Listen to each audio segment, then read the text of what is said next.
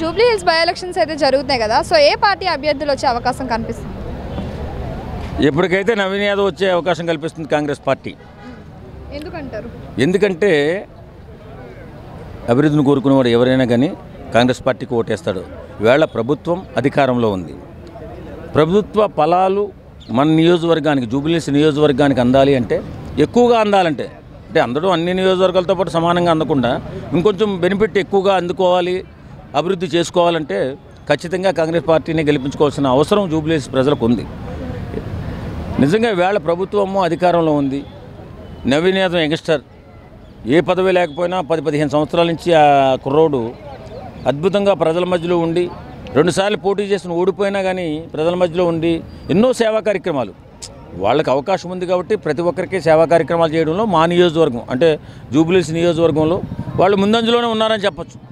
ఎందుకంటే అందుబాటులో కొంతమంది ఉండొచ్చు, ఉండకపోవచ్చు. వీళ్ళు పెద్దరికంగా 15-20 సంవత్సరాల నుంచి నేను చూస్తున్నాను కాబట్టి వాళ్ళు అందుబాటులో ఉండి ఏదన్నా సేవా కార్యక్రమాలు కానీ ఏదన్నా పని వచ్చి అన్నాయి అంటే అండగా నిలబడే వ్యక్తులు వీళ్ళని గెలిపించుకుంటే అభివృద్ధి అద్భుతంగా చేసుకోవచ్చు.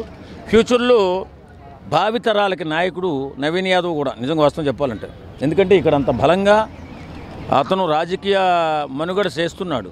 రాజకీయాల్లో లేనప్పుడు కూడా చాలా హెల్ప్ చేస్తున్నాడు కాబట్టి వేళ మనం గెలిపించుకోవాల్సిన అవసరం ఎంతైనా ఉంది. జూబ్లీ హిల్స్ ప్రజలుగా గెలిపించుకుంటేనే ఈ 3 సంవత్సరాల టైం ఉంది. ఈ 3 సంవత్సరాల టైంలో అద్భుతంగా మనం పనులు చేసుకునే అవకాశం ఉంది.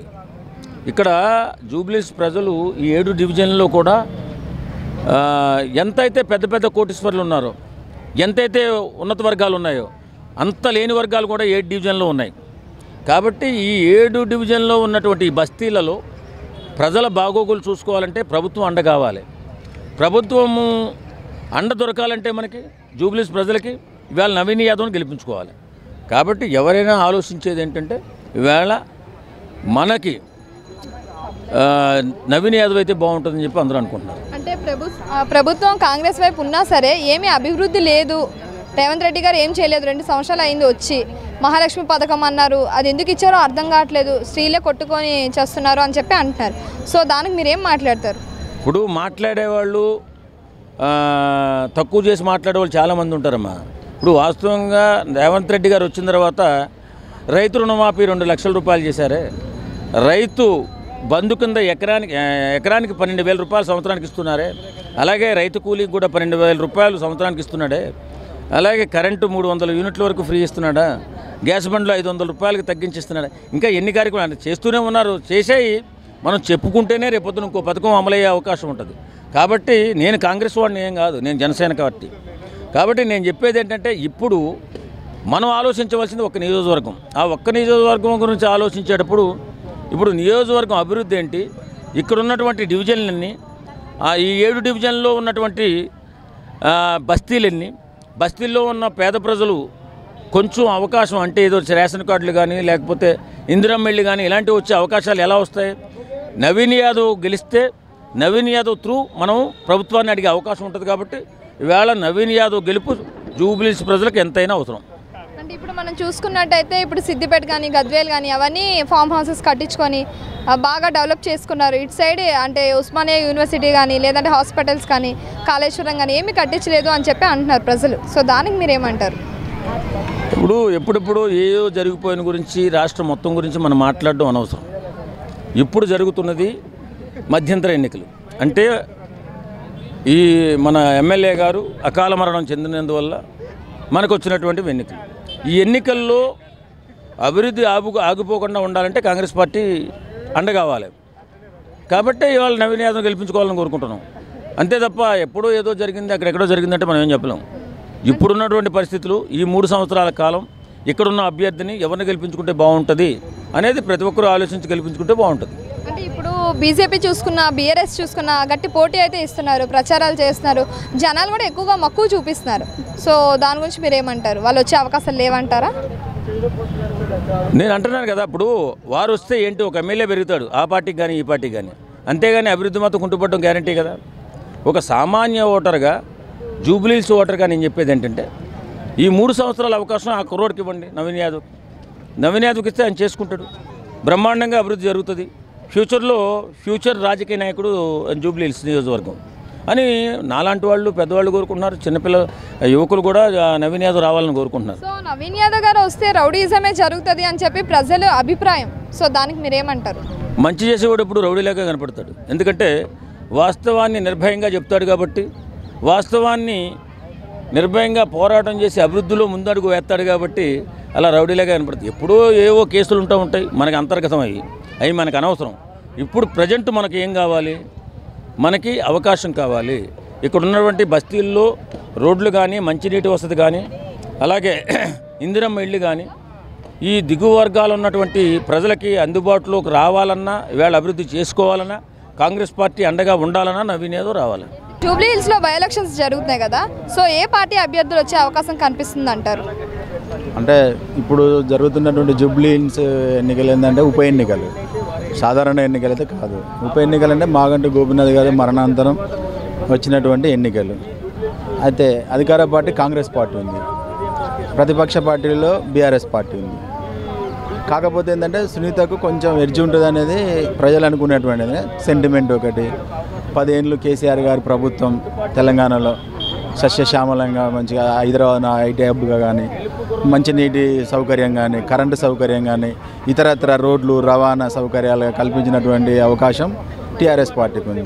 కాంగ్రెస్ పార్టీకి ఏంది, ఇప్పుడున్నటువంటి 2 సంవత్సరాల్లో అధికారంలోకి వచ్చింది. ఏదున్నా అభివృద్ధి చేస్తాం, మేము ఖచ్చితంగా అభివృద్ధి చేస్తాం, అధికార పార్టీ అయితేనే అభివృద్ధి చేయగలుగుతుంది అనే ఒక అంశాన్ని అధికార పార్టీ ఉంది.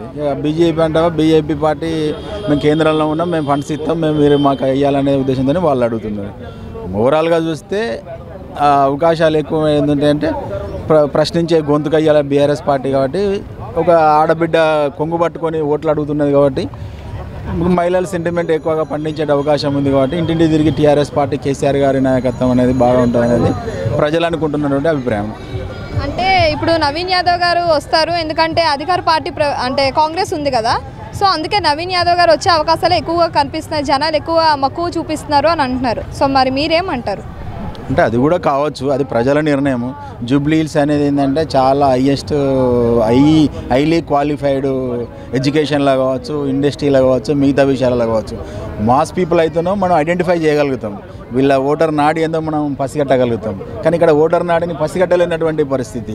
వాళ్ళు ఎంతమంది వచ్చి ఓట్లు వేస్తారు? ఇప్పుడు 4 లక్షల ఓట్లు జూబ్లీ హిల్స్లో ఉన్నటువంటి కాన్స్టిట్యున్సీలో.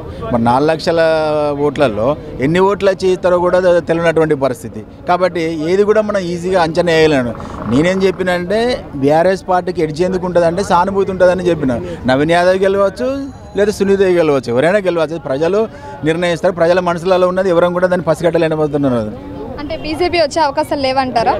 బీజేపీ అనేది ఇప్పుడు ఉన్నటువంటి బీజేపీ అనేది ఇక థర్డ్ పొజిషన్ ఉంటుందా, మరి ఏది ఉంటుంది అనేది ప్రజలు నిర్ణయిస్తారు. సో అంటే ఇప్పుడు బీఆర్ఎస్ వస్తే ఏం మంచి పని చేస్తారని మీరు అనుకుంటారు? గతంలో ఏం మంచి పని చేశారు? గతంలో మంచి పనులు అంటే కొట్లాడి తెచ్చుకున్న తెలంగాణ రాష్ట్రాన్ని అభివృద్ధి పరిచినటువంటి పార్టీ బీఆర్ఎస్ పార్టీ. గతంలో మనం చూసినాం, మరి రేపపాటు కరెంటు పోకుండా కాపాడినటువంటి పరిస్థితి. ఇలా హైదరాబాద్ను ఇండస్ట్రియల్ కారిడార్గా, ఐటీ కారిడార్గా డెవలప్ చేసినటువంటి పార్టీ. 24 గంటలు మిషన్ భగీరథ నీళ్ళు ఇచ్చిన పార్టీ, 24 గంటలు కరెంట్ ఇచ్చిన పార్టీ. ఇన్ని గ్రామీణ ప్రాంతాలలో కనుక మీరు కనుక అంటే మీకు అనుభవం ఉంటే ఉండొచ్చు, నాకు తెలియదు. కానీ గ్రామీణ ప్రాంతాలలో శ్మశాన వాటికలు లేనటువంటి పరిస్థితిలో ఈ 10 ఏళ్లలో మీరు ఇప్పుడు వెళ్ళి చూడండి, గ్రామీణ ప్రాంతాల్లో శ్మశాన వాటికలు ఒక స్వర్గధామాలాగా ఉన్నాయి. ఇప్పుడు బ్రహ్మాండంగా అక్కడ ఉన్నటువంటి ప్రతి గ్రామ పంచాయతీకి ఒక ట్రాక్టరు, ఒక డంపింగ్ యార్డు, ఒక గ్రామ పంచాయతీ, అక్కడ ఉన్నటువంటి సిబ్బంది, ఇట్లా అనేక రకాలుగా డెవలప్మెంట్ చెప్పుకోవచ్చు. అంటే ఇప్పుడు రేవంత్ రెడ్డి గారు కూడా ఇప్పుడు 2 సంవత్సరాల్లో చాలానే చేశారు అని చెప్పి అంటున్నారు. మరి మీరేమంటారు? రేవంత్ రెడ్డి చేసింది అనేది ప్రజలు నిర్ణయిస్తున్నారు. అంటే ఏమి ఇచ్చిండమ్మా, మహాలక్ష్మి పథకం ఏడున్నది, స్కూటీలు మీరు మహిళలే కదా, మహిళలకు స్కూటీలు ఏడవేనాయి, 22,500 స్కీమ్ ఏడవే. అట్లాగే మరి నిరుద్యోగులకు ఉద్యోగాలు, కేసీఆర్ వేసిన ఉద్యోగాలు ఈయన ఉద్యోగాలలో ఆయన ఖాతాలో వేసుకున్నాడు కదా. ఇవాళ 60,000 ఉద్యోగాలు మేము ఇచ్చిన అని డప్పు కొట్టుకుంటాడు. మరి గతంలో కేసీఆర్ ప్రభుత్వం, టీఆర్ఎస్ ప్రభుత్వం కూడా ఉద్యోగాలు ఇచ్చింది. మరి ఎన్నడూ కూడా ఇక్కడ మన సభలు పెట్టి ఉద్యోగ నియామకాలు ముఖ్యమంత్రి ఎప్పుడు ఇవ్వలే. అక్కడ సంబంధిత శాఖ అధికారులు, ప్రిన్సిపల్ సెక్రటరీస్, సంబంధిత మంత్రులు ఇచ్చిన ఆర్డర్లు తప్ప ఇప్పుడు కూడా ముఖ్యమంత్రులు అయితే ఇచ్చిన దాఖలు అయితే నేను 25 సంవత్సరాల రాజకీయాలలో ఉన్నటువంటి పరిస్థితులు. కానీ ఇట్లా వాళ్ళు చెప్పుకోవడమే తప్ప ఇలా పేదోడి ఇల్లు కూడా కొట్టి హైడ్రా తీసుకొచ్చి పేదోడి ఇల్లు కూడా కొట్టి మరి ఆయన గతంలో చెప్పిండు అక్కడ ఉన్నటువంటి ఇండ్లు ఏదైతే ఉందో దాన్ని రెగ్యులరైజ్ చేయొచ్చు, గవర్నమెంట్ తెలుసుకుంటున్నటువంటి సందర్భాలు కూడా ఉన్నాయి. కాబట్టి ఈ రకంగా చాలా సందర్భాలు, చాలా విషయాలు లోతుగా పోతే చర్చ జరుగుతుంది. అది ప్రజలకు విజ్ఞత వదిలేద్దాం, వాళ్ళే నిర్ణయిస్తారు. నిర్ణయం అనేది 14 తారీఖు నాడు ఆటోమేటిక్గా తెలిసిపోతుంది. అంటే ఇప్పుడు నవీన్ యాదవ్ గారు వస్తే జూబ్లీ హిల్స్ అనేది అభివృద్ధి జరుగుతుంది, అలాగే ఆయనకి ఎక్కువ పలుకుబడి ఉంది అని చెప్పి అంటారు. సో దానికి మీరు ఏమంటారు? దాని మీద నో కామెంట్ అమ్మా. జూబ్లీ హిల్స్ బై ఎలక్షన్స్ అయితే జరుగుతున్నాయి కదా, సో ఏ పార్టీ అభ్యర్థులు వచ్చే అవకాశం కనిపిస్తుంది? పార్టీ అభ్యర్థి అంటే మహిళా అభ్యర్థి అయినప్పటికీ టీఆర్ఎస్ పార్టీకి ఎక్కువ అనుకూల పరిస్థితులు ఉన్నాయి. ఎందుకంటే గతంలో 10 సంవత్సరాలు టీఆర్ఎస్ చేసిన కొన్ని మంచి పనుల వల్ల ఇప్పుడు ఈ బీఆర్ఎస్ క్యాండిడేట్కు ప్లస్ అయ్యే అవకాశాలు ఎక్కువ ఉన్నాయి. అంటే ఇప్పుడు బీఆర్ఎస్ వచ్చే అవకాశాలు ఎక్కువగా కనిపిస్తున్నాయి అంటారా? ఎందుకున్నాయంటే జూబ్లీ హిల్స్లో అందరు ఎడ్యుకేటెడ్ ఉన్నారు. గతంలో ఎందుకంటే ఐటీ మన దగ్గర చాలా తక్కువ ఉండే ఉమ్మడి ఆంధ్రప్రదేశ్ ఉన్నప్పుడు. ఆ తర్వాత కేటీఆర్ మినిస్టర్ అయిన తర్వాత హైదరాబాద్ను మన ప్రపంచ పటంలో చూపెట్టడానికి ఒక అవకాశం ఇంటర్నేషనల్ లెవెల్లో వాళ్ళు ఇన్ టైంలో, ఎందుకంటే 3 లాంగ్వేజ్ తెలుగు, హిందీ, ఇంగ్లీష్ మాట్లాడడం వల్ల వాళ్ళకు లాంగ్వేజ్ కమ్యూనికేషన్ ఎక్కువ ఉండి మన తెలంగాణకు ఎక్కువ పరిశ్రమలు రానికి అవకాశం ఎక్కువ ఉండే. నిరుద్యోగులకు కొద్దిగా అది గవర్నమెంట్ ఎంప్లాయీ కాకపోయినా ప్రైవేట్ పరంగా కొద్దిగా అనుకూలంగా ఎక్కువ ఉన్నది అన్నట్లు. అంటే ఇప్పుడు అధికార పార్టీ అనేది కాంగ్రెస్ వైపు ఉంది కదా, సో నవీన్ యాదవ్ గారే వచ్చే అవకాశం కనిపిస్తుంది అని జనాలు అంటున్నారు. సో దానికి మీరు ఏమంటారు? నవీన్ యాదవ్ గెలుస్తారని జనాలు అనుకుంటారు, కానీ సీఎం మాటలు చూస్తుంటే చాలా పరిచయం ఉన్నదండి. ఎందుకంటే హైదరాబాద్లో అందరు ఎడ్యుకేటెడ్ ఉన్నారు. నిన్న మాట్లాడుకుంటా అందరు పాయింట్లలో తొండలిస్తా, ఏమంటారు, బట్టలు ఇప్పి కొడతా, పేగులు మెడలు వేసుకుంటా, ఇట్ ఈస్ అదే డర్టీయెస్ట్ పాలిటిషియన్ నా దృష్టిలో. ఎందుకంటే ఒక సీఎం మన తెలంగాణలో ఆ రకంగా మాట్లాడి చాలా బాధాకరం. అసలు నవీన్ యాదవ్కు నాకు తెలిసిన కాడికి ఏమన్నా ఓడిపోతాడు, అడిట్ అవుతుంది అంటే మైనసే రేవంత్ రెడ్డి. ఎందుకంటే ఆయన పాపం మామూలుగా ఎవరిని ఏమి ఇబ్బంది పెట్టే వ్యక్తి కాదు, కానీ వీళ్ళు మాట్లాడడం వల్ల అది కొద్దిగా ఉన్నది ఇంకా జర ఎక్సెస్ అయ్యి అది ఎవరికి నవీన్ యాదవ్కు మైనస్గా అయ్యే ప్రమాదాలు అయితే ఎక్కువ ఉన్నాయి. ఇంకెందుకు ఒకటో చెప్తున్నాం అంటే అజరుద్దీన్ మన ఇది భారతదేశానికే వరల్డ్ కప్ తెచ్చినటువంటి మొట్టమొదటి వ్యక్తి. ఆయనకు మినిస్టర్ పోస్ట్ చేయడం వల్ల మేము కామెంట్ చేస్తలేం, కానీ కేవలం మన హైదరాబాద్లో హిందూ ముస్లింలు బాయి కలుస్తూ అన్నదమ్ములలో కలిసిమెలిసిన ఈ ప్రాంతంలో మైనార్టీలకు ఒక మినిస్టర్ పోస్ట్ అని చెప్పి ఒక దేశం కోసం మన క్రికెట్ అంత చాలామంది పిల్లలు క్రికెట్ అంటే ఇంట్రెస్ట్ చూస్తారు. అలాంటి వ్యక్తిని ఒక మినిస్టర్ పోస్ట్ ఇచ్చి అదేదో రాజకీయం కోసం చేసినట్లు ఆయన ఇమేజ్ని తగ్గించిరే తప్ప అజరుద్దీన్ ఇమేజ్ని పెంచడానికి మేము అనుకోం. అట్లా అంటారు. అది కాంగ్రెస్ పార్టీ మైనసే, ఎందుకంటే అది కేవలం రాజకీయం పార్టీ చేస్తుంది అంతే తప్ప లేదు. ఇంకొకటి ఏం చెప్పొచ్చు అంటే ఇంతకుముందు మీరు అడిగినట్లు 500 రూపాయలకి సిలిండర్ అన్నారు. ఏడొస్తున్నది ఎవరికి వస్తలేవు. మ్యాక్సిమం నాకు కూడా సిలిండర్ ఉన్నది. 500 రూపాయలకు అసలు ఒక్కోసారి కూడా వాళ్ళేవు. అదే సెంట్రల్ గవర్నమెంట్ ఇచ్చిన 41 రూపాయలు 43 రూపాయలు మాత్రం పడుతున్నది, కానీ అంతకంటే ఎక్కువైతే పడతలేవు. ఇక మీరు మహిళలకు ఫ్రీ బస్సు అని అంటున్నారు. వాళ్ళకు మహిళలకు ఫ్రీ బస్ చేయడం వల్ల మాకు చాలా సంతోషం ఉంది, కానీ అందులో ఉంటున్న కుటుంబంలో ఉన్న మోపిల్లలకి ఏంది డబుల్ టికెట్ చేసిండు. దానివల్ల పెద్దగా పెద్ద లాభం ఏమి లేదు కదా.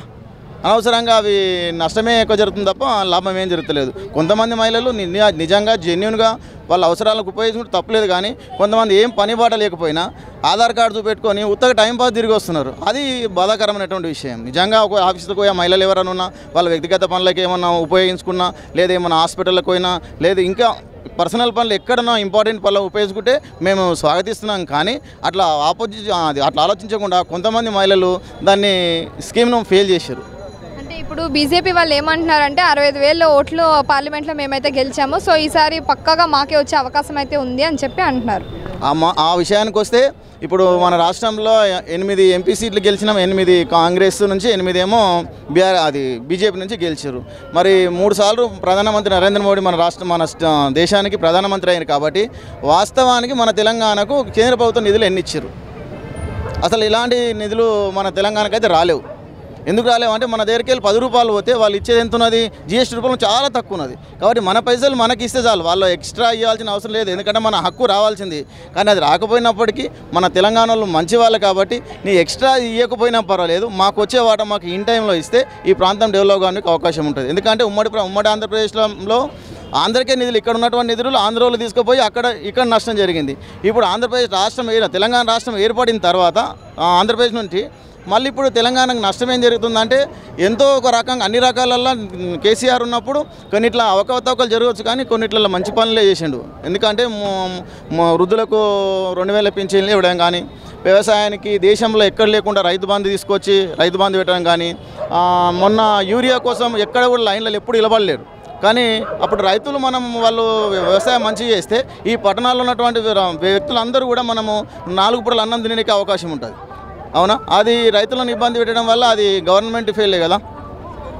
అంటే ఈసారి బీఆర్ఎస్ వాళ్ళే వచ్చే అవకాశం ఎక్కువగా కనిపిస్తున్నాయని మీరు అంటున్నారు. అంటే మాగంటి సునీత గారే వస్తారని అంటున్నారా? ఎందుకోసం అంటే బీఆర్ఎస్ గవర్నమెంటే గెలిస్తే కాంగ్రెస్ గవర్నమెంట్కు మేము వాళ్ళ తప్పిదాలను గుర్తించి ఇక ముందు నుంచి తప్పు చేయరు అని నేను అనుకున్నాను. దానికోసమే బీఆర్ఎస్ పార్టీకి ఓట్లు వేయాలనేటువంటి ఒక ఆలోచన. ఇంకొకటి ఏంటంటే రేవంత్ రెడ్డి సీఎం గారు మాటలు చూస్తుంటే ఒక్కొక్కసారి నవ్వు వస్తుంటుంది.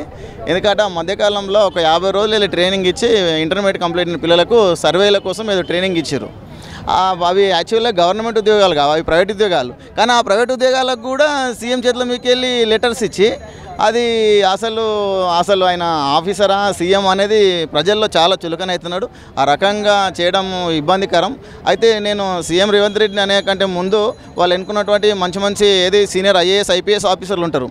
అసలు మరి వాళ్ళు ఉన్నారా లేరా, లేదు వాళ్ళే కావాల్సుకొని సీఎంని ఏమైనా తప్పుదోవ పట్టిస్తురా అనేది కూడా ఒక డౌట్ఫుల్. ఎందుకంటే ఒక సీఎం పొజిషన్లో ఉన్నాడు, ఒక దగ్గర మనకి ఈ ప్రాంతంలో సీఎం వస్తుందంటే ముందే వాళ్ళ ఇంటెలిజెన్స్ రిపోర్ట్స్ మొత్తం వచ్చి అవుట్ రైట్లో అన్నీ చెక్ చేస్తారు. అన్నీ ఉన్నప్పటికీ ఒక మైక్ పట్టుకుందావిడే అక్కడ మాట్లాడే లాంగ్వేజ్ డిఫరెన్స్ ఉన్నది, వీళ్ళు చేస్తున్నటువంటి పదాలు తప్పిదం ఉన్నాయి. అయితే నా వ్యక్తిగతంగా సార్ను కోరుకునేది ఏంటంటే సీఎం గారిని చూడకుండా మాట్లాడకపోయినా బాధ లేదు, కానీ పేపర్లో చూసుకుంటే అయినా బాధ లేదు.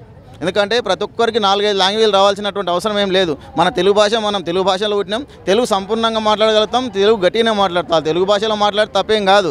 ఏ దేశం పోయినా, ఎక్కడ పోయినా, ఏ రాష్ట్రంలో ఉన్నా తెలుగు ఏం తప్పు కాదు. కానీ తెలియనటువంటి లాంగ్వేజ్ని ఎంచుకొని తను ఇబ్బందులు పడడం అనేది కరెక్ట్ కాదు.